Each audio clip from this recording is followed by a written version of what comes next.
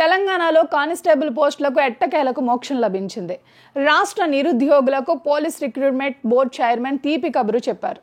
ఏళ్లకేళ్లుగా నానుతున్న constable పోస్టులకు ఎంపికైన అభ్యర్థులకు ఎట్టకేలకు న్యాయం జరగనుంది. ఈ పోస్టులకు ఎంపికైన అభ్యర్థులకు త్వరలోనే సర్టిఫికెట్ల వెరిఫికేషన్ ప్రక్రియ ప్రారంభించనున్నట్లు తాజాగా వెల్లడించారు. దీంతో నిరుద్యోగుల్లో సంతోషం వెల్లివేసింది.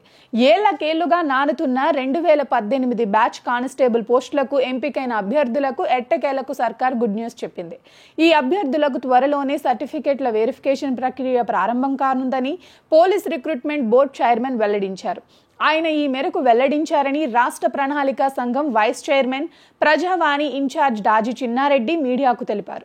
మార్చి 27న ప్రజాభవన్లో కానిస్టేబుల్ పోస్టులకు ఎంపికైన అభ్యర్థులు ఆయన్ను కలిసి నియామక ప్రక్రియపై వివరాలు కోరగా స్పందించిన చిన్నారెడ్డి పోలీస్ రిక్రూట్మెంట్ చైర్మన్తో ఫోన్లో మాట్లాడారు. అనంతరం ప్రక్రియ త్వరలోనే ప్రారంభం కానున్నట్లు చెప్పడంతో అభ్యర్థులు సంతోషం